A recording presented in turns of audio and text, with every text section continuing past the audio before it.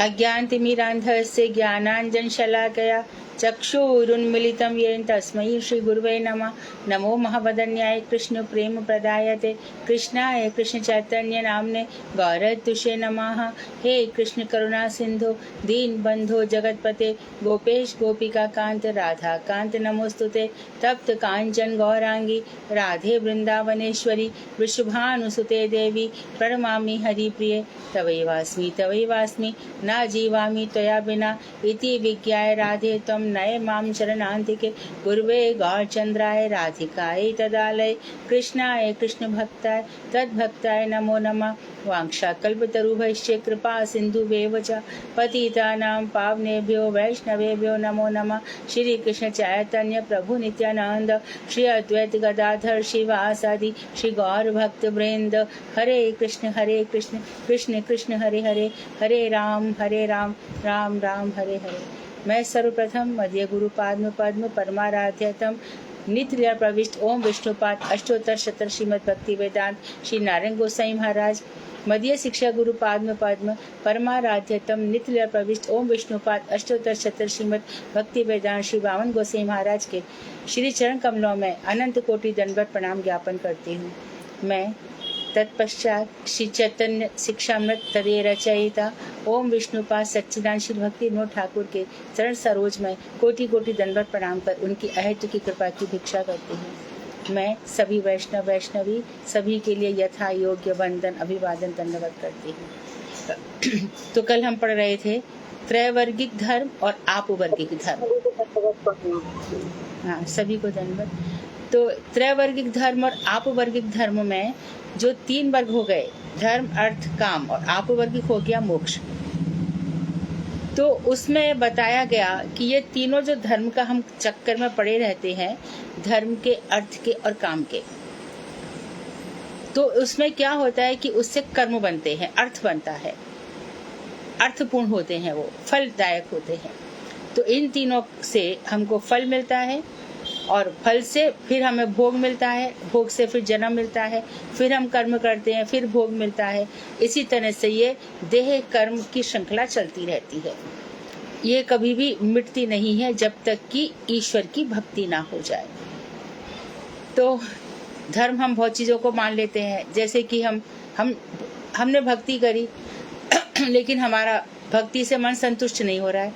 भगवान ने हमको बहुत पैसा दे दिया है और इस पैसे का कुछ तो करे, हमारी भक्ति बढ़ जाएगी। अरे इस जन्म में पैसा दिया है तो पैसा हम अगले खूब देंगे दूसरों को, तो अगले जन्म में भी हमें पैसा मिल जाएगा। तो हम क्या करते हैं, भक्ति इत्यादि को एक तरफ रख करके आज हमारी तरफ से भंडारा हो जाए, एक बार खूब दान देंगे, यहाँ पे दान दे दे, वहाँ वृद्धाश्रम में दे दे, अनाथालय में दे दे, यहाँ दे दे, वहाँ दे दे, ये कर दे। अच्छा अभी आखती जाइए, आज दान कर दे। ऐसे बहुत प्रकार से हमारे अंदर दान की प्रवृत्ति आती रहती है। तो यहाँ पर कष्ट क्या हो जाता है कि भक्ति के साथ साथ हमें जो धर्म आया है ना हमारे मन में, और ये दान की प्रवृत्ति आई है ना, तो भक्ति के लिए हमारे जन्म और भी ज्यादा निकल जाएंगे। क्या होगा कि जो दान दिया है उसका फल तो भक्ति नहीं है, जो दान दिया है उसका फल भक्ति नहीं है, जबकि वो दान यदि मठ गुरु और वैष्णवों को दिया जाए तो है क्या 100% है।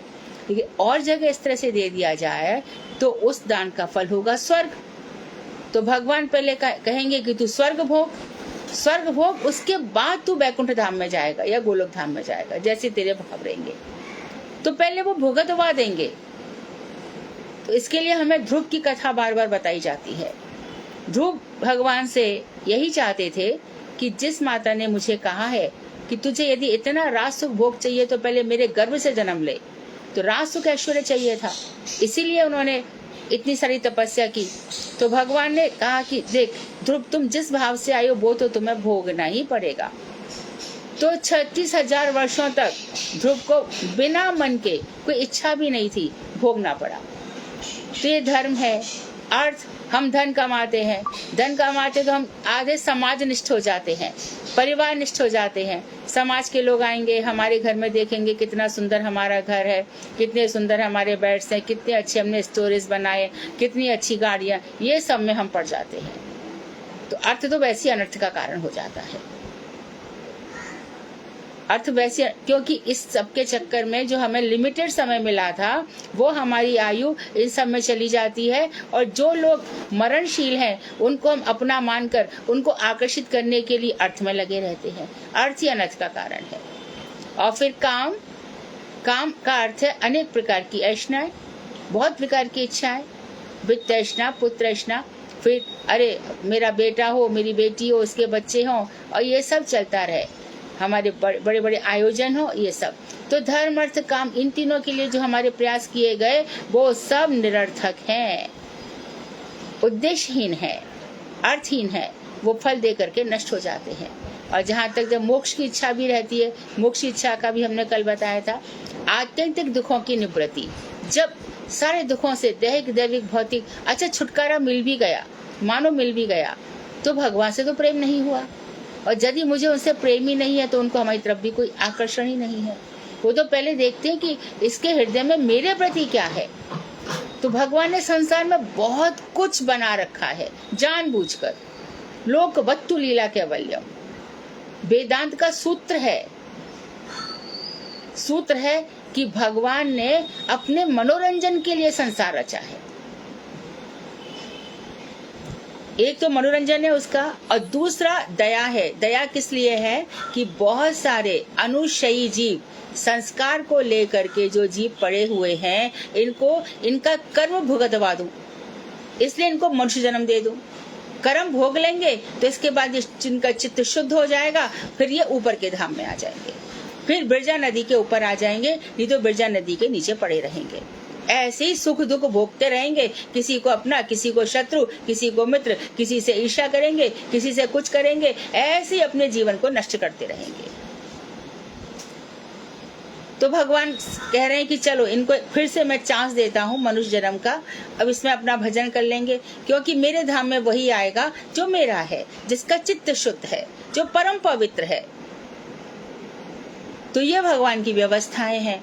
तो लोकवत्तु लीला कैवल्यम, तो इस तरह से भगवान मनुष्य को एक चांस देते हैं कि अपने प्रारब्ध को भोग ले, फिर खत्म हो जाए। और दूसरा चीज है कि जो मेरे भक्त हैं, मद भक्ता नाम विनोदार्थाय, और मेरे भक्त का मनोरंजन हो। क्यों? मैं ऐसी लीला करता हूँ तो मेरे भक्त उन लीलाओं का गान करते रहते हैं। कभी मैं राम बन के आता हूँ, कभी नरसिंह देव के, कभी बराह जी, और कभी कृष्ण बनकर आता हूँ। तो इस तरह से भक्त लोगों को का क्या काम है? परस्पर कथयंती श्रवणंती चा, परस्पर अपनी मेरी कथाएं कहते हैं और मेरी कथाएं सुनते हैं। उसके बाद फिर कहीं जाकर के हमारे श्लोक आगे हम व्याख्या करेंगे। अन्याभिलाषिता शून्यम ज्ञान कर्मा जनावृतम। तो उत्तमा भक्ति कैसे होती है, खुद ही भक्ति विनोद ठाकुर बताएंगे। तो अब बता रहे हैं आगे कि त्रैवर्गिक धर्म में परमेश्वर को तत्वतः अस्वीकार करके भी प्रवृत्ति का शोधन करने के लिए नैतिक कार्य के रूप में ईश्वर उपासना की व्यवस्था दी गई है। तो धर्म अर्थ काम में करते करते परमेश्वर को तत्वतः अस्वीकार किया है, क्योंकि वहाँ अरे धर्म में लगे रहो, अपना धर्म करो, बस हो गया, कमाओ, परिवार को कराओ, और मंदिर इत्यादि बना दो, मंदिर बनवा देंगे, लेकिन भगवान से प्रेम नहीं है। मूर्ति की प्रतिष्ठा करेंगे, बड़े बड़े ब्राह्मणों को बुलाएंगे, वैदिक ब्राह्मण बुलाएंगे, प्रतिष्ठा करवाएंगे, उसके बाद फिर कुछ भी नहीं है। मथुरा में जो जन्मभूमि पर भागवत मंदिर बना और वहां पर भगवान श्री कृष्ण की प्राण प्रतिष्ठा हुई, और बुलाया किसको गया प्राण प्रतिष्ठा के लिए? काशी से शिव भक्त आए थे।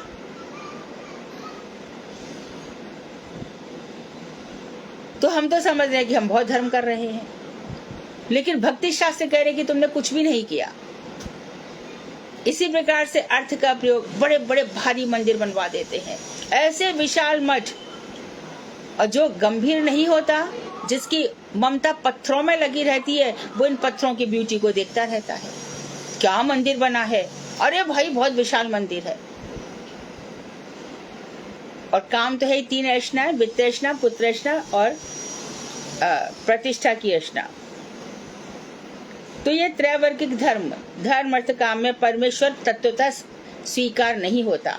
परमेश्वर क्या है, इसको तत्व पूर्वक स्वीकार नहीं करके भी लेकिन प्रवृत्ति का शोधन करने के लिए कि मनुष्य जहाँ जहाँ तेरी प्रवृत्ति रहे, इससे अच्छा तू धर्म में कर, अर्थ भी जो कमा रहा है वो दान पुण्य कर, और तू काम क्या करे कि जितने भी तेरे यज्ञ इत्यादि कर, मंदिर में प्राण प्रतिष्ठा इत्यादि कर और भंडारा कर, इन सब में मनुष्य को लगा दिया जाता है। कम से कम थोड़ा तो इसका चित्त शुद्ध रहे, उन लोगों से अच्छा है जो लोग दुर्वासना से ग्रस्त हैं, काम क्रोध मद लोभ मोह ईर्ष्या में फंसे हुए हैं, उनसे निकल ही नहीं पाते। मैं सब कुछ कर सकता हूँ परंतु मेरे हृदय से ये बात नहीं निकलती।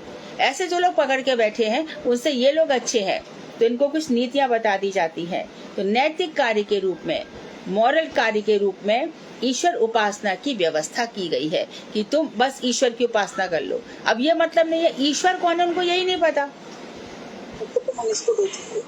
कृष्ण कौन है ये भी नहीं पता, राम कौन है ये भी नहीं पता, विष्णु कौन है ये भी नहीं मालूम, हनुमान जी का क्या स्थान है वो भी नहीं पता। ईश्वर के नाम पर कोई भी देवी देवता चलता है भाई, कोई भी देवी देवता। वो दुर्गा जी की भी उपासना करेगा खूब अच्छी तरीके से, दुर्गा की उपासना। अरे भैया क्या बात करते हो, हमारे घर में दुर्गा जी की उपासना चल रही है कितने दिनों से, और हम तो दीक्षा ले आए, महामंत्र ले आए, गुरुजी ने बता दिया कृष्ण तुम्हारे आराध्य देव है। अरे हमारे यहाँ बरसों से दुर्गा जी की पूजा चलती है, अष्टमी की पूजा चलती है, नवमी की पूजा चलती है, हमारे यहाँ तो नवराता होता है, जगराता होता है, ये सब। और हम ऐसा करेंगे तो दुर्गा जी हमें शाप नहीं दे देंगी? हमारे कुल पुरोहित हमें क्या कहेंगे? हमारे यहाँ पर इन देवी की पूजा होती है, काली देवी की पूजा होती है, वो हमें शाप नहीं दे देंगी? तो इस तरह से हमारे यहाँ चर्चाएं होती हैं। हम ईश्वर का समझते ही नहीं है कि ईश्वर कौन है, ईश्वर के अंदर क्या चीजें होनी चाहिए। हमने जैव धर्म में यहाँ पे बार बार बताया गया है, समग्र अश्व से जैसे जो भगवान के अंदर 6 भग होते हैं वो ईश्वर होता है। भगवान के अंदर, श्री कृष्ण के अंदर 64 गुण होते हैं, वो ईश्वर होता है। लेकिन हम ये नहीं मानते और हम डर जाते हैं। इसलिए कल भी बताया गया कि जो ये पहने हैं ना, कंठी और तिलक लगाए हैं, दुर्गा देवी भी उसकी आराधना करती है। पर ये बात समझते समझते तो बहुत समय निकल जाता है। भजन होने से आएगी जरूर समझ में, पर समय लग जाएगा। अरे गणपति की कैसी, हम तो शिव के बड़े भारी भक्त हैं, शिव जी के बिना तो हम सोच भी नहीं सकते। और शिव जी को देखो, वो भगवान की आराधना कर रहे हैं। बहुत से ऐसे भक्त हैं, बहुत से ऐसे हैं जो शिव जी के बड़े आराधक थे, और शिव जी ने बड़े प्रसन्नता से उनको कृष्ण भक्ति का वरदान दिया। लेकिन भगवान शिव आशुतोष हैं, जल्दी प्रसन्न होने वाले हैं, तो उनसे वरदान मांग लिए जाते हैं, हमें धन दे दो, हमें पत्नी दे दो, कोर्ट में जीत जाए, ये सब जो चीजें हैं। तो यही सब बता रहे कि ईश्वर के नाम पर चित्त शुद्धि के लिए नीति बना दी गई है, ईश्वर उपासना की व्यवस्था दी है। आगे बता रहे हैं पाश्चात्य देशीय वेस्टर्न कंट्रीज में, जो अमेरिका, इंग्लैंड इत्यादि है, वो नास्तिक प्रधान कमेटी है, जो भगवान को मानते ही नहीं है। वहाँ तो eat drink and B Mary, खाओ पियो मजे से रहो। वो लोग नहीं जानते कि कौन राम है, वहाँ नाम ही नहीं जानते। तो ऐसी कमेटी ने क्या किया, चित्त शुद्धि के लिए ईश्वर उपासना की व्यवस्था दी है। वो भी कहते हैं कि आपका मन नहीं लगता तो ऐसा करो कि भगवान का ध्यान करो, गॉड का ध्यान करो। गॉड तो वहाँ कल्पना है, इमेजिनेशन है, पर गॉड कैसे है, क्या है, वो उनको पता नहीं। क्योंकि ये भारत भूमि है जहाँ भगवान अवतार लेते हैं, यहीं पे सारे शास्त्र लिखे गए, वेद धर्म पुराण उपनिषद सब यहीं पे लिखे गए, 20 धर्म शास्त्र यहाँ पे लिखे गए। विदेश में क्या है? तभी वो लोग कहते हैं कि तो फिर वो चर्चेज में चले जाएंगे, और चर्च में जाकर के वो ईसा मसीह लटक गए थे, वहाँ पर क्रॉस में कील ठोक दी गई थी, उन्हीं का स्मरण करके ऐसे करते रहेंगे घंटों तक। तो उनको समझ भी नहीं आता ईश्वर क्या है। तो वहां पर कह दिया गया है कि चर्चेज में जाओ और वहां पे फिर वो बोलो मौन बैठेंगे। उनके लिए मौन और मौन शोक सब एक ही चीज है, आंख बंद करके पता नहीं क्या ध्यान कर रहे हैं। तो वहां पर भी बताया गया है कि चित्त शुद्धि के लिए ईश्वर उपासना की व्यवस्था दी है। कर्म मार्ग में जहाँ भी ईश आराधना देखी जाती है, वे सभी इसी शनि की उपासनाएं हैं। तो कर्म मार्ग में ये जितने भी कर्म किए जाते, जैसे मैं बताया, व्रत, सोमवार का व्रत, दान, धर्म, अंधे लूले लंगड़ों की सहायता, ये सब कर्म मार्ग है। इसका फल मिलता है, जरूर मिलता है।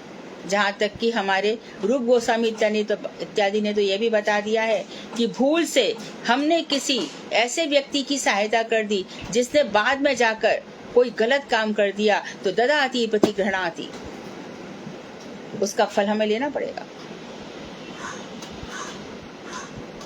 उसकी सहायता करने के लिए। इसीलिए जो कुछ भी करो, ईश्वर के बिना कुछ भी मत करो। तो उनकी कर्म मार्ग में जहाँ भी ईश आराधना देखी जाती है, वे सभी इसी श्रेणी की उपासनाएं हैं। योग शास्त्र में पतंजलि ने ईश्वर प्रणिधान का विधान देखा जाता है। ईश्वर प्रणिधान मतलब ईश्वर की भक्ति। भक्ति कैसी? सब कर्मों को भगवान को अर्पण कर दो, इसको प्रणिधान कहते हैं। सब कर्मों को भगवान के लिए अर्पण कर दो, ये ईश्वर प्रणिधान है, योग सूत्र में देखा जाता है। तो पतंजलि कहते हैं, पतंजलि का योग क्या है? ये जिसको हम योग कह रहे हैं ना, अंग्रेजों ने बिगाड़ के उसको योगा कर दिया। तो योग है, योग किसको कहते हैं? मिलन को। हमारी गीता में 3 योग हैं, भक्ति योग, कर्म योग और ज्ञान योग। ज्ञान के आधार पर भगवान से मिलन है, कर्म भगवान को समर्पण कर दिए तब कर्म से मिलन है, और भक्ति योग तो है। भक्त्या तुष्यति माधव। अच्छा, और एक चीज है कि कर्म से भक्ति नहीं बढ़ती, ध्यान रखना। भक्त्या संजायते भक्ति, भक्ति से ही भक्ति बढ़ती है, भजन करने से भक्ति बढ़ती है। हम समझ लें कि हम बहुत बड़े आयोजन कर लेंगे, खाली बैठे मन और कुछ चीज हो जाते, चलो बड़े बड़े आयोजन कर लें, ये कर लें, वो कर लें, इससे भक्ति नहीं बढ़ती है। भजन जितना होगा भक्ति उतनी बढ़ेगी, क्योंकि चित्त की शुद्धि भजन से होती है। तो जो श्रद्धा है, श्रद्धा में चित्त की शुद्धि होती है। तो पहले श्रद्धा, भजन के स्टेप क्या बताए गए? पहले श्रद्धा, उसके बाद साधु संग होगा। भगवान चैत्य गुरु के रूप में हृदय में बैठ जाएंगे और बताएंगे, देखो तुम यहाँ चले जाओ, तुम इनसे दीक्षा ले लो, इनकी कथा सुन लो। ये चैत्य गुरु के रूप में ठाकुर जी बताएंगे। फिर उसके बाद हमारी भजन क्रिया शुरू होगी, फिर अनर्थ निवृत्ति होगी। जो जीवन में हमारे अनर्थ है, जो सुकृति से उत्पन्न हो गए, सुकृति से इतनी हम सुकृति करी है पिछले जन्म में कि हमें बहुत सारा भोग मिल गया, धन भोग मिल गया। अब माता जी को घर में बड़ा प्रेम करते हैं, एक आके, माँ मैंने तुम्हारे लिए बहुत अच्छा एक पिक्चर आई है, वो बुकिंग कर दिए, जाना पड़ेगा। हो गया माँ का भजन। अब एक बेटे को खुश किया तो दूसरे बोले भैया लेके गया, अब मैं भी तो कुछ करूं, तो दूसरी लेके गई। माँ मैंने मौसी को बुलाया है, आप दोनों बहुत बातें करेंगे। और मौसी एकदम नास्तिक निकली, आकर के 8 दिन बर्बाद कर गई। शिव भक्त निकली, बड़ी भारी, दुर्गा जी की भक्त निकली, बड़ी भारी, हनुमान जी की भक्त निकली, और आकर के जितने भी माता जी ने बेचारी ने सुन समा के अपने को तैयार किया था। तो बच्चे ऐसा करते हैं। तब प्रहलाद जी कहते हैं कि बच्चे सबसे बड़े दस्यु हैं, समय की, एनर्जी की, भावों की, सबकी बर्बादी कर देते हैं। तो इसलिए अपना मित्र कौन है? स्निग्ध सजाती है, जिसने हमारी गुरुजी से हरि नाम लिया है, और जो हमसे सीनियर डिवोटी है वो हमारे हैं, वही हमारे संबंधी हैं। तो परंतु उनकी योग शास्त्र में जो ईश्वर प्रणिधान की प्रोसेस देखी जाती है, उनकी इस ईश्वर प्रणिधान क्रिया का उद्देश्य योग सिद्धि है, योग की सिद्धि है, भगवान की भक्ति नहीं है। योग शास्त्र का पहला सूत्र है योग चित्त वृत्ति निरोधः।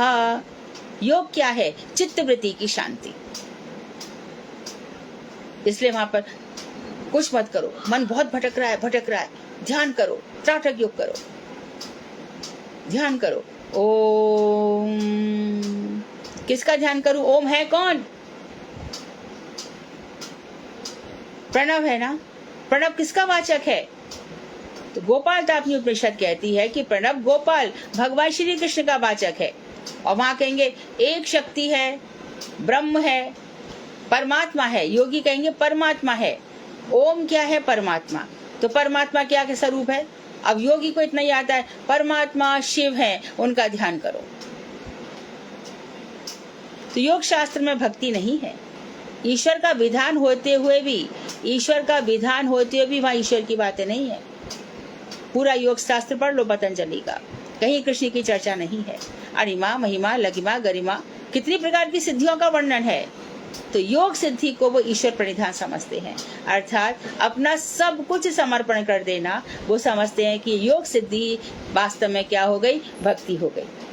अतः यह ईश्वर प्रणिधान भी पहले की तरह कर्मांगी है, एक तरह से कर्म का अंग है, क्योंकि इससे भक्ति कहाँ हुई, ये तो कर्म ही बनकर रह गया, कर्म का अंग बनकर रह गया। परंतु भक्ति शास्त्र में जिस वैदिक भक्ति की व्यवस्था है वह पारमार्थिक या विशुद्ध आपवर्गिक धर्म है।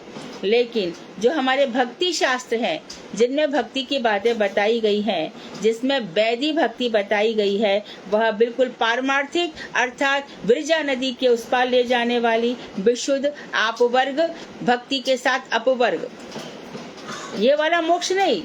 कौन सा वाला मोक्ष, जहाँ पर संसार फिर से आना नहीं पड़ता, अच्युत जिसमें रहते हैं। स्थिर चित्त से विचार करने पर ऐसा विदित होगा कि नैतिक या स्मार्ट मत के वैध आर्थिक कर्म और नित्य ईशानुगत्य रूप वैध पारमार्थिक धर्म में बहुत बड़ा तात्विक भेद है। स्थिर चित्त से, शांत चित्त से विचार करो तो पता चलेगा कि जो नैतिक हैं, नीति पे चलने वाले हैं, इन लोगों की बड़ी भारी नीति होती है। और ये लोग कथावाचक होगा, उसको ब्यास जी कहेंगे, ब्यास जी आपका क्या आदेश है, एकादशी पे बड़ा भारी मतभेद है, आप क्या कहते हैं। ब्यास जी कुंभ पड़ा है, कौन कौन से कुंभ पर्व है, क्या क्या, अच्छा कुंभ पर्व में स्नान करने चले गए और लगा कि हमने बड़ा भारी फल प्राप्त कर लिया। लेकिन वैष्णव क्या कहेंगे कि वहां पर इतने लोग स्नान करने आते हैं, इतने स्नान करने आते हैं, और उनका सारा की सारा पाप मल, उनकी इच्छाएं, कुवासनाएं सब उस जल में आ जाती है। यद्यपि जल पवित्र है, लेकिन जब यशोदा जी ने, नंद बाबा ने कहा कन्हैया हमें भी तीर्थ यात्रा के लिए ले चल, हम भी जाएंगे संगम, देखेंगे कैसा है। तो भगवान ने कहा ठीक है ले जाऊंगा। तो उसी समय सुबह उठ करके देखते हैं तो प्रयागराज स्वयं वहां आ गए। तो उनका चेहरा तो एकदम गोरा चिट्टा है और पूरा शरीर काला है। ये समझ में नहीं आया, भाई तुम्हारा ये शरीर कैसा है, तुम ऐसे कैसे हो। तो प्रयाग ने कहा, दोनों के चरणों में गिरा, माता पिता की, यशोदानंद बाबा के। उन्होंने कहा सारी दुनिया आकर के अपने पाप मुझ में धो जाती है, इससे मेरा पूरा शरीर काला पड़ गया है। मैं आपका दर्शन करने आया हूँ, आपको प्रणाम करने आया हूँ। तो वो आकर के कृष्ण भक्ति करना चाहता है, उनको प्रणाम करता है। इसी प्रकार से समुद्र भी है, भगवान श्री राम उसके ऊपर बाण चलाते हैं, मुझे रास्ता दे, मानता ही नहीं है। 3 दिन बीत गए, 3 दिन बीत गए, तब लक्ष्मण को क्रोध आया, भैया कब तक इसकी खुशामद करते रहोगे, ये इस लायक नहीं है, एक बाण चलाओ सूख जाएगा। तो जैसे ही राम ने बाण का संधान किया, वैसे ही समुद्र आके उनके चरणों में गिरा और आकर के क्या बोला, ढोल गवार शूद्र पशु नारी सकल ताड़ना के अधिकारी। समुद्र की उक्ति है ये। समुद्र बोल रहा है कि हमारे जैसे ढोल गवार और शूद्र जो भगवान का भजन नहीं करते, और जो पशु हैं और जो नारी चंचला हैं, चंचल चित्त की है, और ढोल कौन, जो भगवान का भजन नहीं करते, वो ढोर होते हैं। तो ढोर की लाइन में चले सब कौन से लोग चले, नास्तिक लोग जो भगवान को नहीं मान रहे। तो ढोर कौन सा हो गया, ढोर किसको कहते हैं, जिसको बिल्कुल बुद्धि नहीं है, और बुद्धि किसको नहीं होती, जो भक्ति नहीं करता। गंवार भी ना बड़ों का सम्मान करता है, खाली खाता पीता रहता है, बुद्धि उसके अंदर खाक नहीं होती और दूसरों की बातें बनाता रहता है। गंवार। शूद्र जो भगवान की सेवा नहीं करता, पशु भी वैसे ही हो गया। और इसी क्रम में जो नारियां भगवान की सेवा नहीं करती, मूर्ख लोग, इस नारी से सारी नारियां ताड़ना की अधिकारी होती है। किस हक से वो लोग ये बात कहते हैं। ये उक्ति समुद्र की है, ढोल से लेके नारी तक चलो, वो एक ही अर्थ में जो भगवान का भजन नहीं करते, ये सब ताड़न के अधिकारी होते हैं। इन सब की अच्छे से पिटाई होनी चाहिए। और माया देवी तो ऐसा करती भी है। दुर्गा क्या है, इस दुर्ग में रखकर रक्षा तो करती है, इस संसार की रक्षा वो कर रही है। कैसे कर रही है? नास्तिकों को दंड दे रही है और श्रद्धालुओं के लिए भगवान की कथाओं की व्यवस्था कर रही है, संतों की व्यवस्था कर रही है, जहां वहां संतों को उत्पन्न कर रही है। तो भक्ति शास्त्र में जिस वैधि भक्ति की व्यवस्था है वह पारमार्थिक है, विशुद्ध आपोवर्गिक धर्म है। हम शांत चित्त से विचार करें तो पता चलेगा कि नैतिक या स्मार्त मत के वैध आर्थिक धर्म, वो जो धर्म अर्थ काम के लिए बड़े भारी शास्त्र लिखे गए हैं, तुम्हारा ये कर्तव्य है, तुम्हारा ये काम है। देखो भाई, चारों धाम करके आओ, ये तुम्हारा काम है। चारों धाम चले गए, वहां पे जाकर के चारों धाम चले गए, वहां पे जाकर के क्यों गए, किस लिए गए, वो ही जाने। चारों धाम करने से बड़ा भारी फल मिलेगा। अच्छा, पहले चारों धाम करने जाते थे तो जो करके आता था, है ना, मेरी नानी 4 धाम करके आई, पूरा गांव जुड़ा, क्योंकि यमुनोत्री से यदि कोई बच गया तो बहुत बड़ी भारी बात थी। यमुनोत्री में बहुत संकीर्ण रास्ते हैं, इसलिए पहले यमुनोत्री की यात्रा की जाती है कि वहां से बच गए तो फिर ये तीनों यात्राएं तो हो ही जाएंगी। तो सारा गांव वाले आते थे, पैदल जाते थे, कई कई दिनों तक, महीनों में यात्रा पूरी होती थी। फिर आके उनका आरता उतारा जाता था, आगे सब लोग। अच्छा, आकर के फिर वही घर संसार, वही सब कुछ। जैसे कि और एक उदाहरण सुनो, जैसे कि एक वृद्ध व्यक्ति ने कहा कि मुझे तीर्थ यात्रा करना है, कोई मुझे साथ ले जाए तो अच्छा है। 3-4 बेटे उसके बिजी थे। तो एक पड़ोस में ब्राह्मण का बच्चा था, उन्होंने कहा ठीक है, कुछ धन में लेकर के, तो कुछ धन दे देंगे उसको। ले गए, ले जाके उसने बड़े अच्छे से तीर्थ यात्रा करा दी। और वो इस तीर्थ यात्रा से इतना प्रसन्न हो गया, उसने कहा कि मैं अपनी बेटी का विवाह तुझसे करूंगा। मैं गोपाल की साक्षी करके कहता हूँ। वहां पर जब लौट करके आ गए तो गोपाल की साक्षी, अब 3-4 भाई जो थे उसने मना कर दिया, अरे इसको हम अपनी बहन देंगे क्या, ना धन है ना घर है, ऐसे कैसे हम अपनी बहन दे दें। तो उसने कहा मैं सबको जोड़ूंगा। सब लोग हंसने लगे। तो ये कथा सभी को ही पता है। तो उन्होंने कहा मैं गोपाल, अच्छा तू गोपाल को बुला के ला, गोपाल की साक्षी दी है तो तूने। और गोपाल ने कहा अच्छा मैं चलूंगा, पर तू पीछे मुड़ के मत देखना। जहां तूने पीछे मुड़ के देखा तो हम समझते भगवान देखते नहीं है, भगवान सुनते नहीं, क्या नहीं करते भगवान। इसलिए कहते हरि अनंत, हरि कथा अनंता। एक एक भक्ति के साथ अलग अलग प्रकार की लीलाएं करते हैं, एक एक भक्ति के साथ, वो रुकते नहीं है।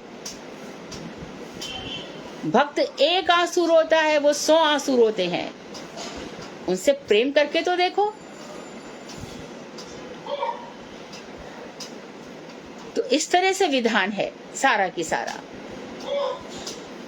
तो नैतिक या स्मार्ट धर्म के वो वैध, उनका जो कैसा हुआ, बाद में ये स्मार्ट धर्म फिर धीरे धीरे समझ में आकर के स्मार्ट नहीं रह जाते, स्मृतियों के हिसाब से चलते हैं, धर्मशास्त्रों के हिसाब से।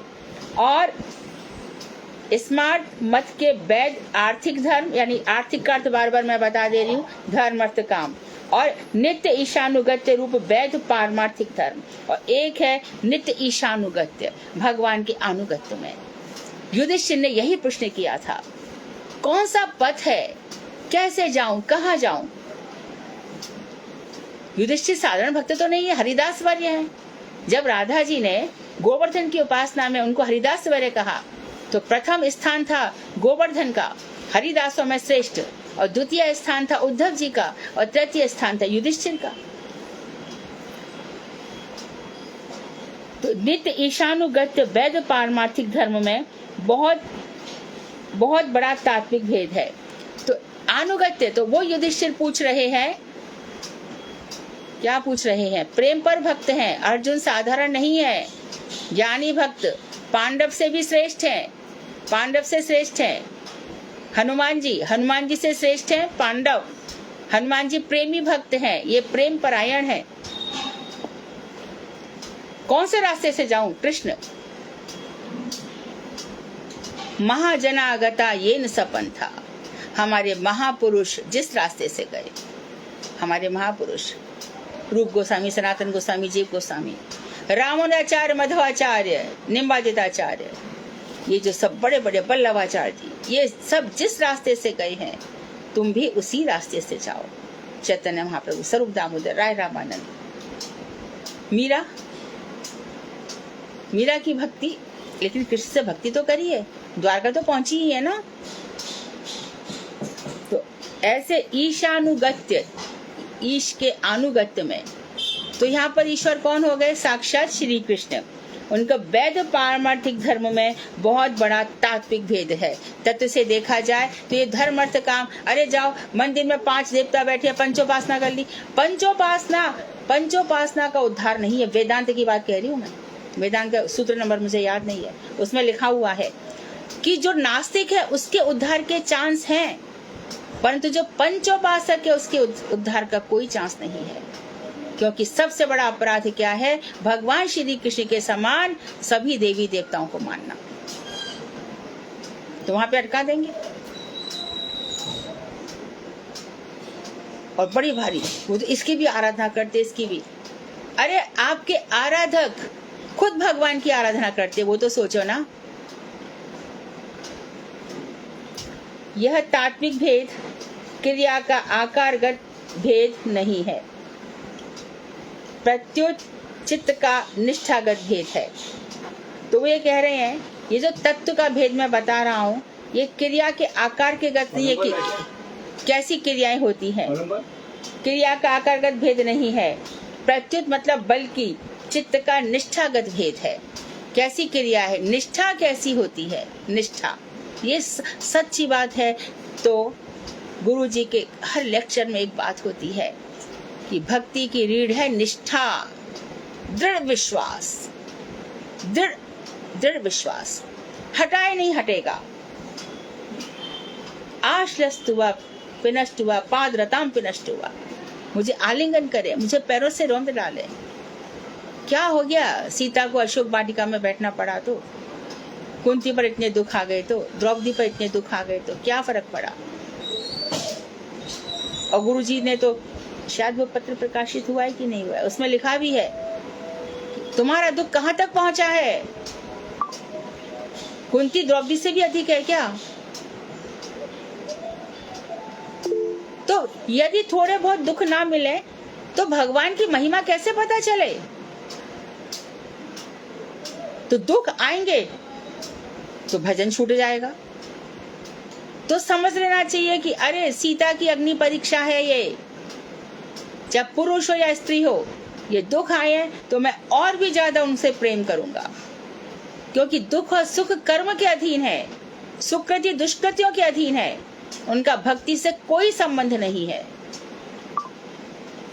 अंधे सूरदास बहुत बड़ी भक्ति कर सकते हैं। अष्टावक्र जो 8 जगह से टेढ़े थे, तत्वदर्शी तो वो भी थे।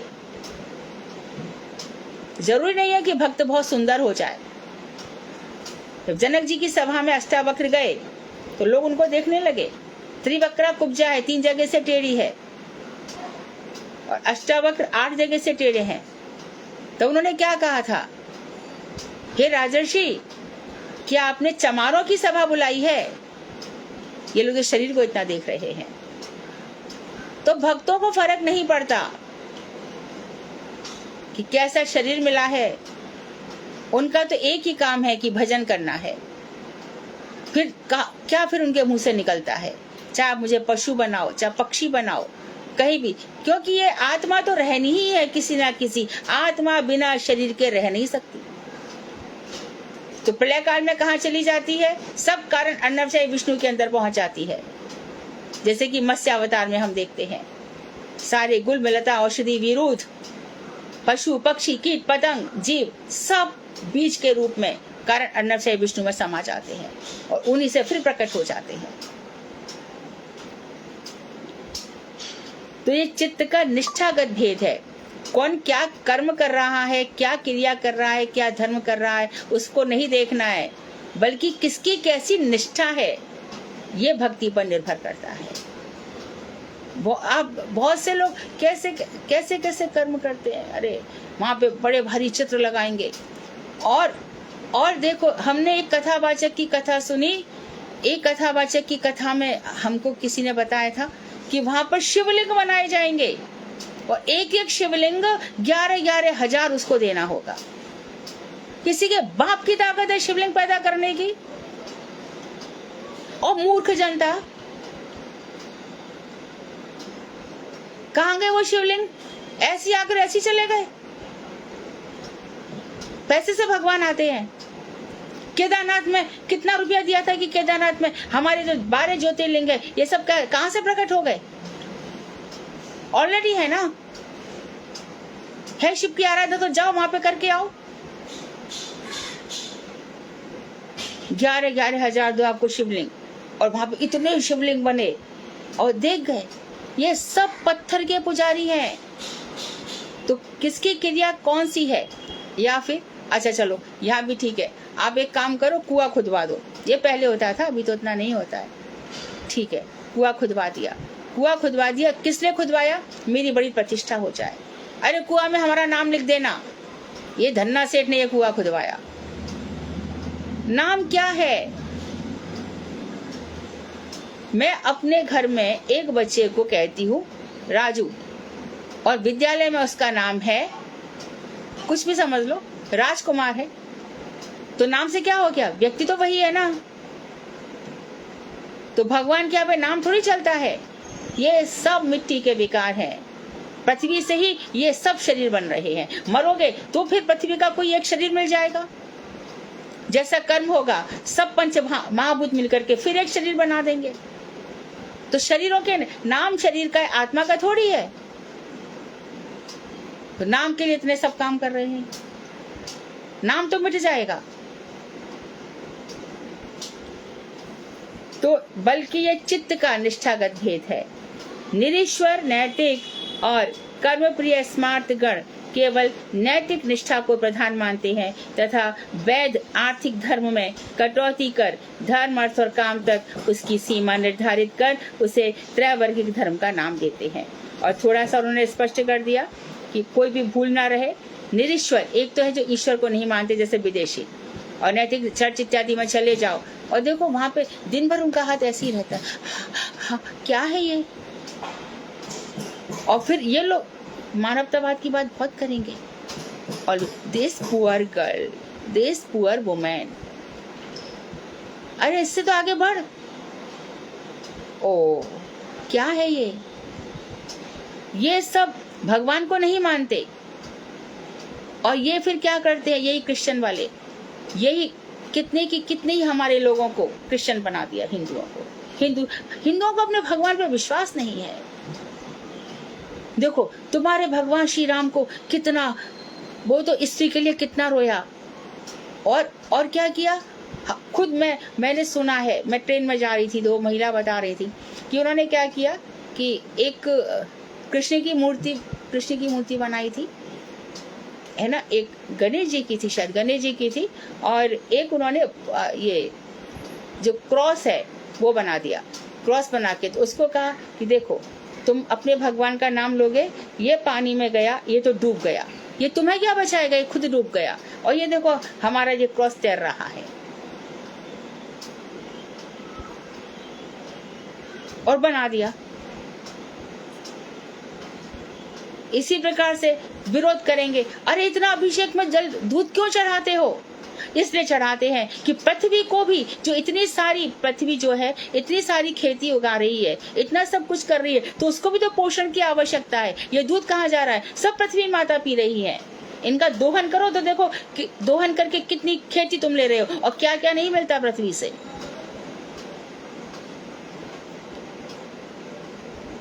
भगवान की चेतना जागृत होती है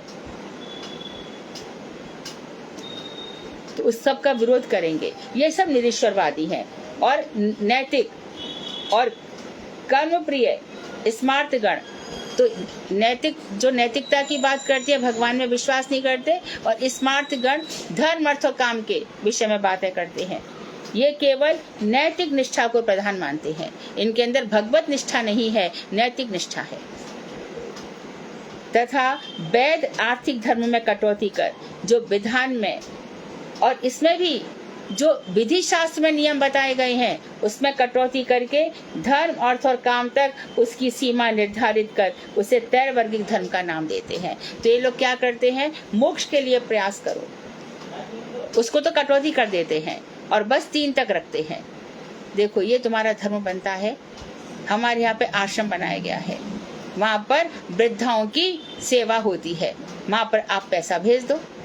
अच्छा देखो वहाँ पर ये सेवा होगी, आपके नाम बोले जाएंगे। 11,000 श्री राम प्रसाद जी के यहाँ से आया, 31,000 गया प्रसाद जी के यहाँ से आया। क्या किया उस पैसे के आके? तो पता चला कि एक जरा सा जो मंदिर था उसकी बॉडी बढ़ती चली जा रही है, बढ़ती चली जा रही है, बढ़ती चली जा रही है। और फिर वहां पे जाकर के जब देखते हैं आश्रमों में कितनी सेवा हो रही है तो पता चला कि आधा पैसा तो वहां पहुंचा ही नहीं।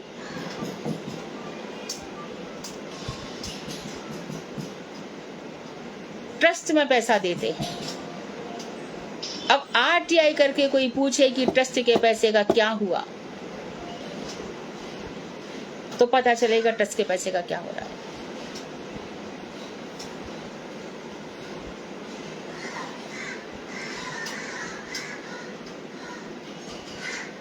तो धर्म, अर्थ और काम तक उसकी सीमा निर्धारित कर देते हैं और त्रैवर्गिक नाम देते हैं।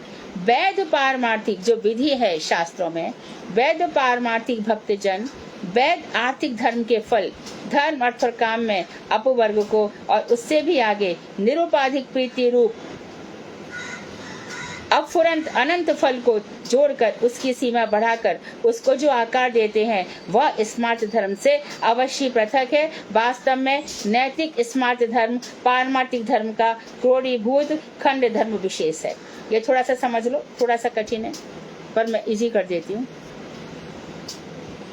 वैध पारमार्थिक भक्तजन जो विधि शास्त्रों से परमार्थ की ओर चले, वैध का अर्थ है विधि शास्त्रों में जो धर्म की हमें भक्ति की विधि बता रहे हैं। वैध आर्थिक धर्म के फल, और एक तो है वैधि भक्ति है और एक है अर्थ, 3 जो धर्म, अर्थ, काम है। और काम में अपवर्ग को, मोक्ष को, अपवर्ग मोक्ष, और उससे भी आगे निरुपाधिक प्रीति रूप एक प्रेम है जिसका कोई नाम नहीं है, अहेतु की प्रीति। एक प्रेम है भगवान से। क्यों करते हो प्रेम? बस बहुत अच्छे लगते हैं, हृदय में बहुत आनंद होता है। ये निरुपाधिक प्रेम है, इसमें कोई कंडीशन नहीं होती, अनकंडीशनल है। भगवान और भक्त के बीच में एक अनकंडीशनल प्रेम है। मेरे हृदय में, हे भगवान आप क्या हो? प्रभु जी तुम चंदन, तुम घनवन हम मोरा, जैसे चितवत चंद चकोरा। प्रभु जी आप बादल हो और मैं मोर हूँ। तो क्या हो गया? जैसे बादलों को देख करके मोर नाचा करता है, उसी प्रकार आपको देख करके मेरा मन रूपी मोर हमेशा खुश रहता है। और चंद्रमा जैसे कि चकोर पक्षी, जैसे चितवत चंद्र चकोरा, चकोर पक्षी रात रात भर चंद्रमा को देखा करता है और उसकी आंखों को बड़ी शीतलता मिलती है, इसी प्रकार से मैं भी हमेशा, मेरी आंखें आपके दर्शन के लिए लालायित रहती हैं। प्रभु जी तुम दीपक हम बाती, जाकी ज्योति जरे दिन राती। आप दीपक हो, मैं बाती हूँ। मेरे हृदय रूपी दीपक में आपकी ज्योति दिन रात जलती रहती है। तो इस तरह से जो भगवान से निरुपाधिक प्रेम है, उपाधि रहित, जिसका कोई नाम नहीं है। उपाधि मतलब नाम से रहित, किसी प्रकार का कोई स्वार्थ नहीं है। भगवान इसी प्रेम को चाहते हैं।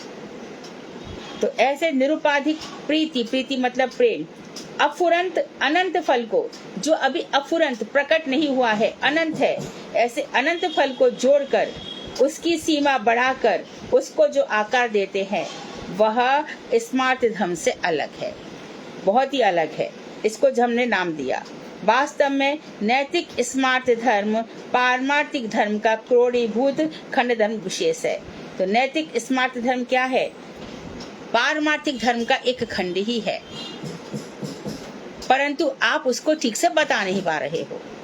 कोई भी धर्म पारमार्थिक, परमार्थ की तरफ तो ले ही जाएगा ना। लेकिन वो पारमार्थिक धर्म को तुमने आर्थिक बना दिया, यहीं तक सीमा कर दिया हर बात में। अरे करो, अगला जन्म अच्छा मिलेगा। और पारमार्थिक धर्म क्या है? जन्म मरण से छुटकारा। और आर्थिक धर्म का मतलब क्या है? अगला जन्म कैसे होगा? स्वर्ग तक की बात करेंगे, स्वर्ग मिलेगा। वैध धर्म पूर्णता प्राप्त कर मुख्य विधि नाम ग्रहण कर पारमार्थिक धर्म हो पड़ता है। तो जो वैध धर्म है ये पूर्ण है, ये खंड नहीं है। और ये पूर्णता प्राप्त करके क्या करेगा? ये मुख्य विधि है। मुख्य विधि यही है, करने योग्य मुख्य काम यही है। तो ये मुख्य विधि का नाम ग्रहण करता है और इसी को हम फिर पारमार्थिक धर्म कहते हैं। वैध धर्म पारमार्थिक धर्म है और यही मुख्य विधि है। आर्थिक वैध धर्म को उन्नत करने से पारमार्थिक वैध धर्म होता है। आर्थिक वैध धर्म तो विधि विधानों से जो आर्थिक धर्म उन्नत किया गया तो वो पारमार्थिक वैध कर्म हो जाता है। तो अर्थात विधि शास्त्रों के हिसाब से, जैसे कि अभी तक ये हो रहा था, लेकिन अभी हमने कहा कि गुरुदेव की इच्छा है कि ग्रंथों का प्रकाशन हो और वहां पे हमने सहायता कर दी, तो ये पारमार्थिक उन्नति बन जाएगी।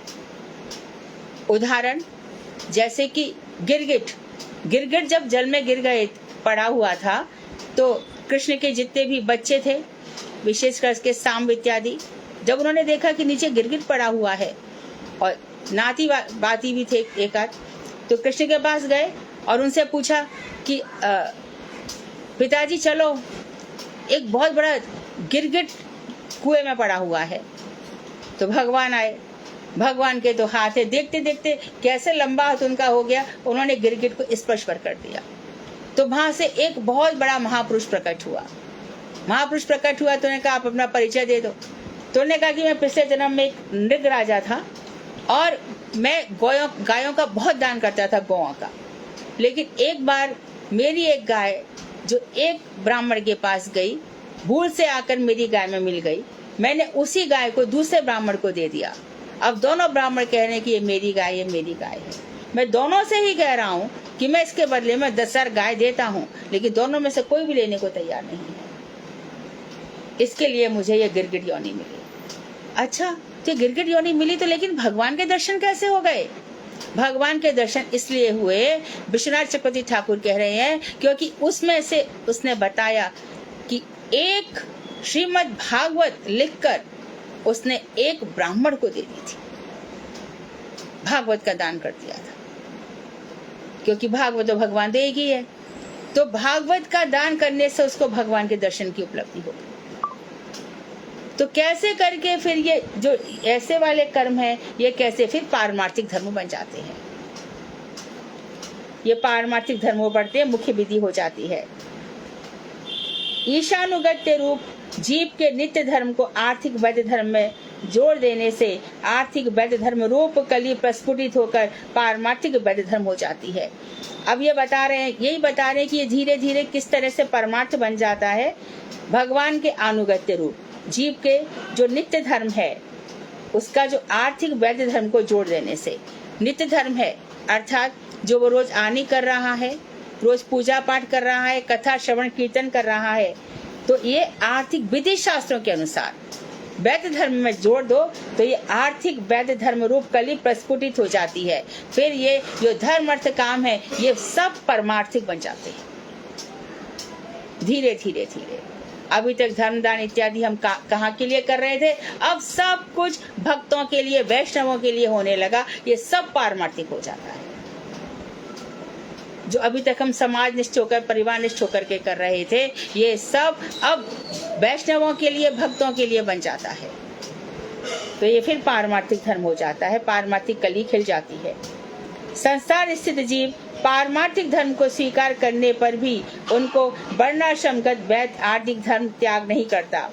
तो जो संसार में स्थित जीव हैं, वो पारमार्थिक धर्म को स्वीकार कर भी लेते हैं, तो उनको वर्ण आश्रमगत वैध आर्थिक धर्म त्याग नहीं करता। जल्दी से संसार के लोगों को, जो संसार निष्ठ है, परमार्थ की बात कर रहे हैं, फिर भी देखो कहाँ परिवार छूटते हैं, इतनी जल्दी त्याग नहीं करता। संसार उनको जल्दी से त्याग नहीं करता। वर्णाश्रम धर्म, उनका शरीर, मन और समाज वर्णाश्रम धर्म की सहायता से सदैव पुष्ट होता रहेगा। ये सब चलते ही रहेंगे, परंतु शरीर, मन और समाज की पुष्टि से स्वच्छंदता पूर्वक स्थिर होने पर उसकी आत्मा परमेश्वर की उपासना में नियुक्त होकर नित्यानंद को प्राप्त होती है। यद्यपि शरीर, मन इत्यादि चल रहे हैं, सब कुछ हो रहा है, लेकिन उसकी आत्मा को अब नित्यानंद है।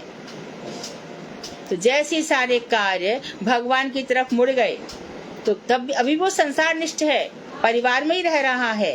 पांडव गृहस्थ में ही रहे, ध्रुव भी रहे, लेकिन सब कुछ अभी कैसा हो गया, परमार्थ निष्ठ हो गया। और जब भगवान की तरफ मुड़ जाते हैं हम, तब नित्यानंद होता है। तब तो फिर हानि लाभ जीवन मरण यश अपयश विधि हाथ, जो कुछ भी हो रहा है कृष्ण कृपा से हो रहा है, जो कुछ भी। और देखो, घर में साधु बन गया, पता चला कि घर में डेथ हो गई है, जैसे हमारे शिवास के यहाँ पुत्र चला गया, क्या हुआ? कुछ भी नहीं हुआ, कोई फर्क ही नहीं पड़ा। और पुत्र भी ऐसा निकला, अरे बार बार जीते मरते रहते, इसकी क्या चिंता करना है। तो जो अभी तक संसार की तरफ था, वो सब परमार्थ की तरफ मुड़ जाता है, और वहां पर नित्य आनंद है। ये आनंद कम नहीं होता। भगवान के भक्तों को आनंद नहीं हो रहा है, इसका कारण ये है कि उसके अंदर कोई ना कोई व्यथा है, शोक है, दुख है, जो उससे छूट ही नहीं रहा है।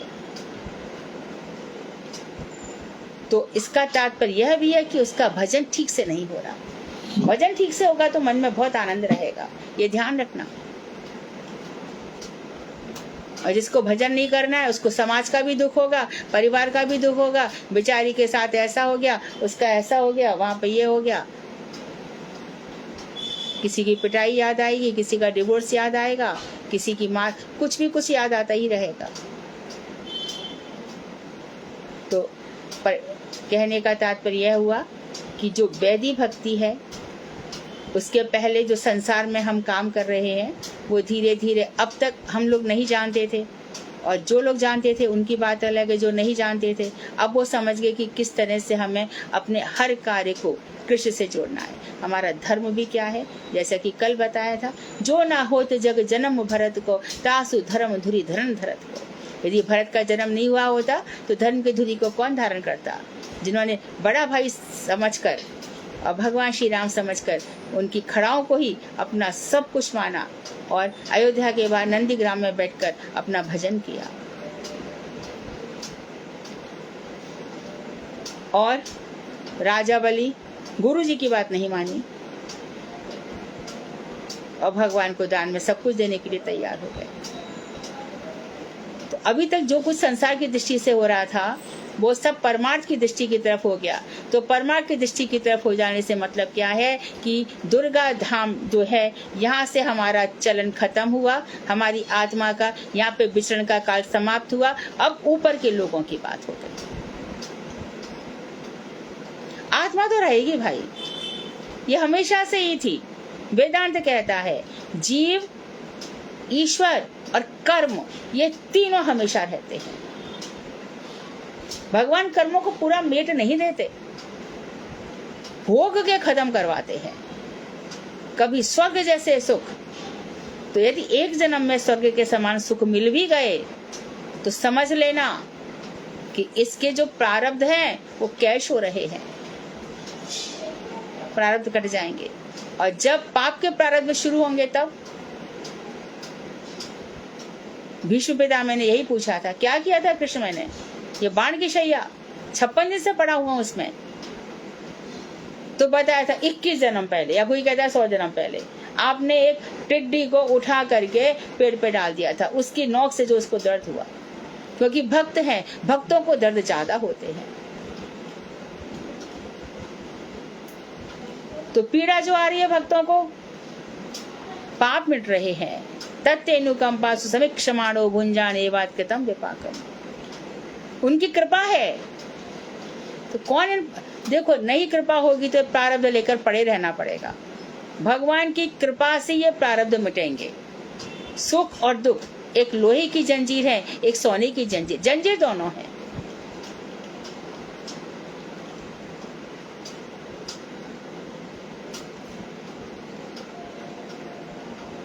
वैध आर्थिक धर्म को कर्म कांड कहते हैं और वैध पारमार्थिक धर्म को भक्ति अर्थात साधन भक्ति कहते हैं।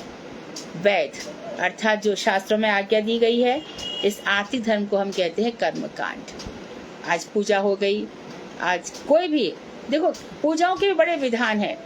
बेटी की शादी हो गई, अरे शादी हो गई, सत्यनारायण की पूजा करनी है। और क्या करते हैं, गंगा जी नहा कर आते हैं। बेटी की शादी हो गई, गंगा नहाया है, गंगा भी नहा ली, सत्यनारायण की पूजा हो गई, बेटी आपने दूसरे घर में दे दी। अब शास्त्र तो ये भी कहते हैं कि हमारे घर की बेटी दूसरे के घर में गई और लड़का अयोग्य निकला, ये शास्त्र कह रहे हैं, धर्मशास्त्र। और यदि वहां पर बेटी का एक आंसू भी गिरता है तो पिता की उम्र कम होती है और उसको पाप लगता है। धर्मशास्त्रों में बहुत सारी बातें हैं। नवग्रह 9 ग्रह सबको नचाते रहते हैं। आप शनि की ढैया सबके जीवन में आती है, राहु भी आएगा ही आएगा, 9 ग्रह तो चलेंगे ही चलेंगे। तो फिर दान दे दो, सोने का भी दान मांग लेंगे, चांदी का भी मांग लेंगे।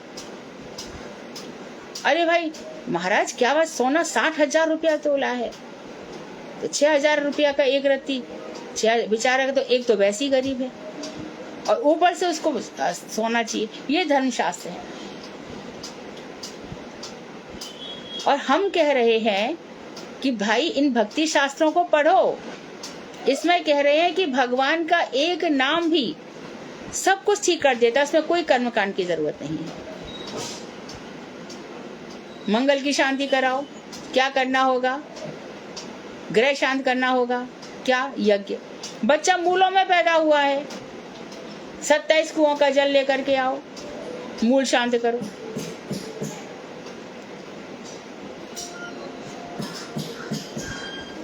बहुत प्रकार के, कितने ही प्रकार के हम ये धार्मिक विधान देखते हैं। तो ये सब कर्मकांड है और कर्मकांड कर्म का फल देकर नश्वर हो जाते हैं। जैसे कल भी बताया था, श्राद्ध करो, पिंडदान करो, पिंडदान की पितर तर्पण होंगे, फिर भी कुछ कर्म जन्म मिल जाएगा, ये सब चलता ही रहेगा।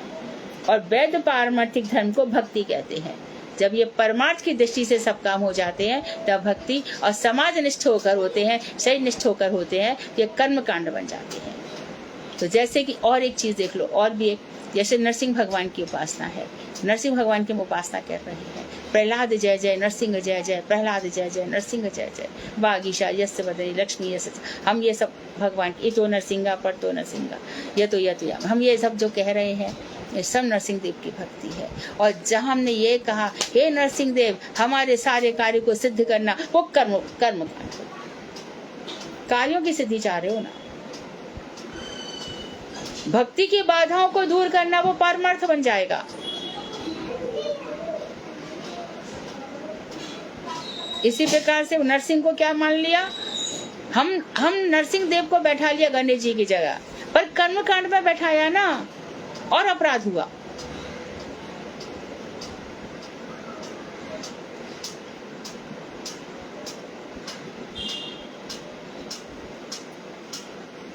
इसलिए वैज्ञानिक विचार से गौड़ विधि रूप कर्म मुख्य विधि है भक्ति, और गौड़ विधि है कर्म एक पर्व तथा मुख्य विधि रूप भक्ति एक दूसरे पर्व के रूप में दिखलाई पड़ते हैं। तो वैज्ञानिक यदि ठीक से विचार किया जाए तो समझ में आ जाता है कि कर्म गौड़ विधि है जो हमें स्वर्ग तक ले जा सकती अधिक से अधिक, और नीचे के लोकों में तल अतल वितल सुतल तलातल रसातल पाताल तक ले जा सकती है। और मुख्य विधि क्या है, भक्ति, ये एक दूसरे पर्व के रूप में दिखलाई पड़ते हैं। तो सावे पुंसाम परो धर्मा यतो भक्ति रदुक्षजे अहेतु की अब प्रतिहता यह आत्मा प्रसिद्धति। भक्ति तो वही है, पुंसाम परो धर्मा, तो धर्म अर्थ काम मोक्ष की बात छोड़ दो। श्रीमद् भागवत में बताया गया है कि मनुष्य का मुख्य धर्म क्या है, कि अदोक्षज भगवान में हमारी अहेतु की भक्ति हो, अनकंडीशनल सच्चा प्रेम हो। हमारे हृदय में भक्ति की लौ प्रज्वलित हो रही है, उस लौ में हमारे ठाकुर ठाकुरानी है, चारों तरफ मंडल है। हमारे हृदय में वो बीज है, काम गायत्री का बीज है, गोपाल मंत्र का बीज है, हमारे हृदय में गुरु जी बैठे हैं, वो हमें प्रेरणा दे रहे हैं भक्ति के लिए। तो ये सब फिर भाव भक्ति की तरफ ले जाते हैं, वो मुख्य विधि है।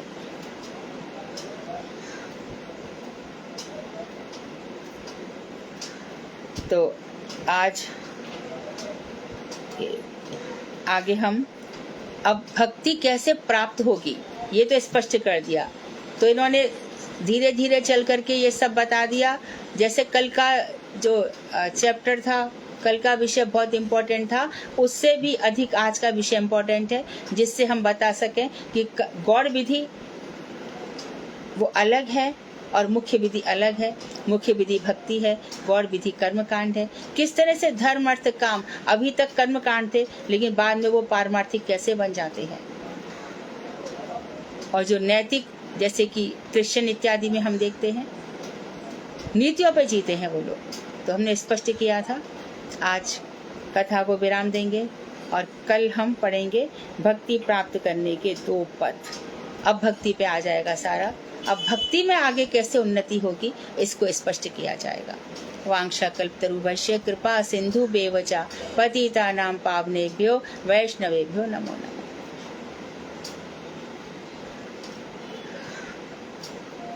हरे कृष्ण दीदी। दीदी एक बार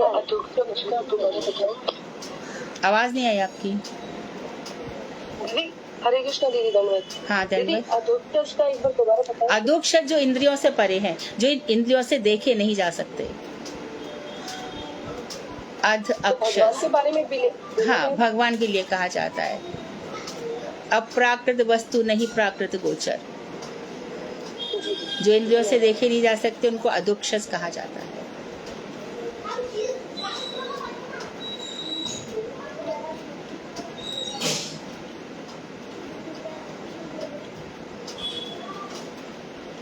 आज वाला चैप्टर 2-3 दफे सुनो, पढ़ो, तब बैठेगा और तभी हमारे हृदय का शोधन भी होगा।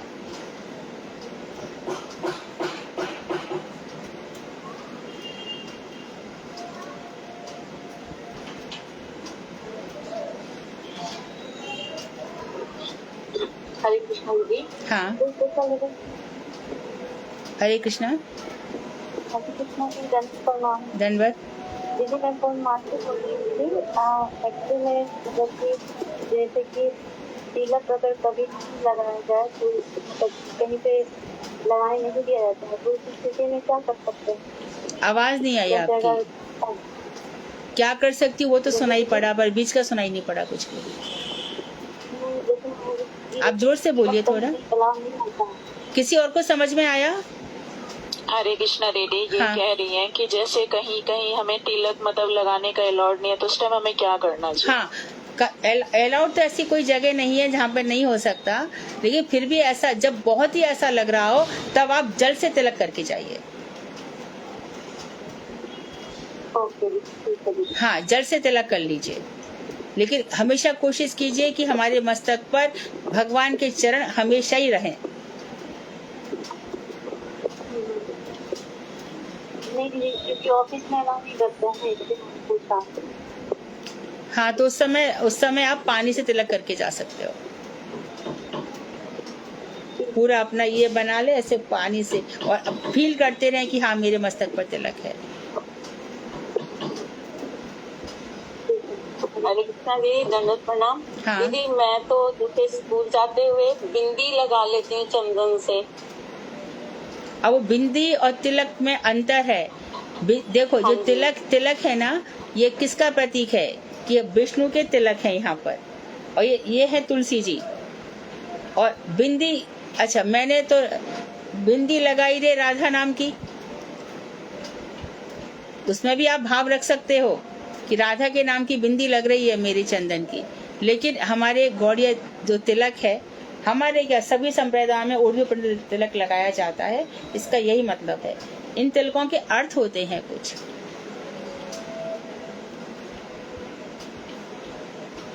दीदी वो तो बात ठीक है, लेकिन मतलब वर्क प्लेस पे अलाउड नहीं होता, इसीलिए फिर गुरुदेव से बात की थी तो गुरुदेव कहने लगे कि तिलक की जगह बिंदी लगा दो। ठीक है। बिल्कुल ऐसे मत करो कि कुछ भी नहीं लगाओ। हाँ, पर तिलक की जहाँ बात है तो उस समय पानी का तिलक तो जरूरी लगाना, उसके बाद चाहे बिंदी लगा सकती हो, पर तिलक की फीलिंग तो रहनी ही चाहिए। ठीक है दीदी। दीदी आज गुरुदेव का आविर्भाव भी है, दंडी महाराज जी का। हाँ हाँ, मैं आपको मतलब बता रही थी आज उनका आविर्भाव है। आज उनका आविर्भाव दिवस है। अच्छा अच्छा, हाँ हाँ हाँ, आप मिलने वाले हो उनसे? नहीं दीदी मैं नहीं गई, मुझे अभी पता लगा 2-3 दिन पहले, तो एकदम से प्लान नहीं बना। ओह अच्छा, मैं उनको व्हाट्सएप विश कर दूंगी। धन्यवाद, हाँ आपने जी। याद दिलाया। बहुत दीदी ये बहुत मैंने आपको बताया। दंडवत प्रणाम। Thank you very much.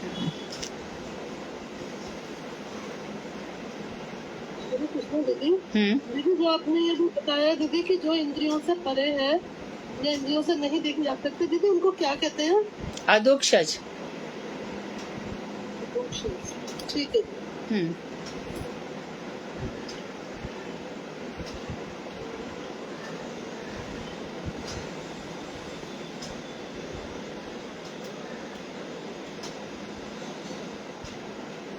ठीक है, कीर्तन। हरे कृष्णा दीदी। दीदी रमा बोलती हूँ, आप बोले तो आज कीर्तन मैं करूँ? हाँ, जी दीदी। कौन बोल रहे हैं? रमा? धन्यवाद जी दीदी। रमा बोल रही है ना?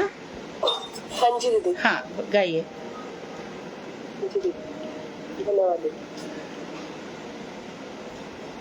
हरि हरि विफले जनमा गुवाइनु, हरि हरि विफले जनमा गुवाइनु, मनुष्य जन्म पाया राधा कृष्ण नाम भजिया, जानिया सुनिया विष खाइनो, हरि हरि विफले जन्म गुवाइनु, गोलोकीर प्रेमाधन हरि नाम संकीर्तन, रति न जान मिल के निताए, रति न जान मिल के निताए, संसार विशाल ले दीवानिशी ज्वले, जुड़ाईते ना केनु पाए, जुड़ाईते ना केनु पाए, हरि हरि विफले जन्म गुवाइनु, हरि हरि विफले जन्म गुवाइनु, ब्रज नंद नंद जय शचि सुत हिलशई, बलराम हैला निताई, बलराम हैला निताई, दीनहीन जत छिला हरि नामे उद्धारिला, तारे साक्षी जगाई मधाई, तारे साक्षी जगाई मधाई, हरि हरि विफले जन्म गुवाइनु, हरि हरि विफले जन्म गुवाइनु, पाहो प्रभु नंद सुता विषभानु सुतायुता, करुणाकर हे बारा, करुणाकर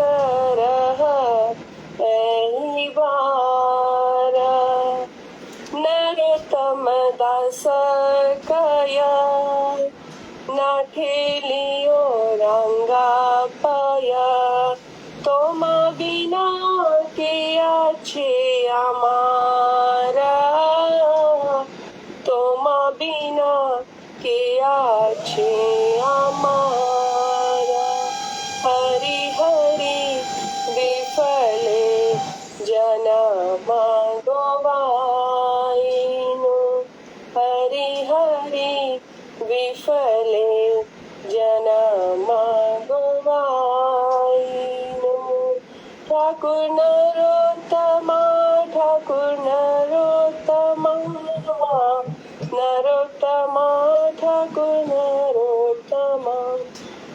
हरे कृष्णा। बहुत सुंदर, बहुत सुंदर। और कोई?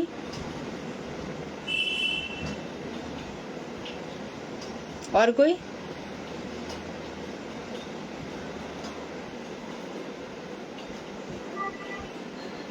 हरे कृष्णा दीदी, जय सतनाम। हाँ। मैं गाऊं दीदी? हाँ।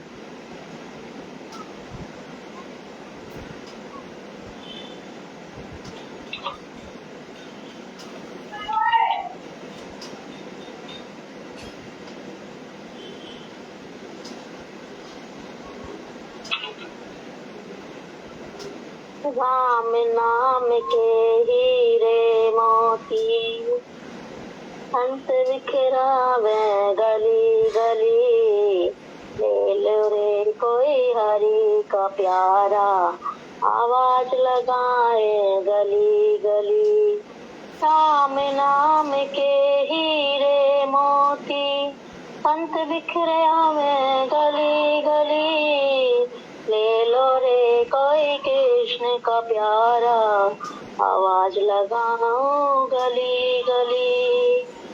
जिन जिन ये मोती लूटे, वो सब माला माल हुए, माया के जो बने पुजारी, एक दिन वो कंगाल हुए। सोना चांदी माया वालों, मैं समझाऊं गली गली, कृष्ण नाम के हीरे मोती, संत बिखरावे गली गली। दौलत के दीवानों सुन लो, एक दिन ऐसा आएगा, धन दौलत और माल खजाना यहीं पड़ा रह जाएगा। कंचन काया मिट्टी होगी, चर्चा होगी गली गली, कृष्ण नाम के हीरे मोती, अंत बिखराए गली गली। कैसे कैसे हरि भक्तों ने उस प्रभु को अपनाया है, ईश्वर भी कैसे उन भक्तों के मन को भाया है। तुलसी मीरा और नरसी का गान सुनाए गली गली, कृष्ण नाम के हीरे मोती, संत बिखराए गली गली। ले लो रे कोई हरि का प्यारा, आवाज लगाए गली गली। अर्जुन को जब माने घेरा, तब उन्हें संशय दूर किया, ज्ञान धर्म की ज्योति जलाकर गीता का उपदेश दिया। गीता रामायण वेदों का सार सुनाए गली गली, ले लो रे कोई कृष्ण का प्यारा, आवाज लगाए गली गली। कृष्ण नाम के हीरे मोती, गुरुवर बिखराए गली गली, ले लो रे कोई हरि का प्यारा, आवाज लगाए गली गली। हरे कृष्णा दीदी। बहुत सुंदर, बहुत बढ़िया। ठीक है। वांछाकल्पतरुभ्यश्च कृपा सिन्धुभ्येव च पतितानां पावनेभ्यो वैष्णवेभ्यो नमः। हरे कृष्णा दीदी। हरे कृष्णा, धन्यवाद।